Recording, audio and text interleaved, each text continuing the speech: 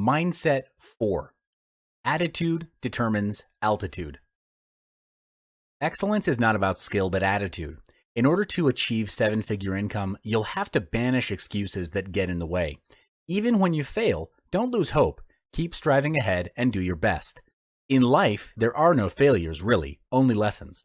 Just like Albert Einstein, he didn't stop trying even after multiple failures and attempts, because he knew that it was through those failures that he would learn, grow, and never make the same mistake twice.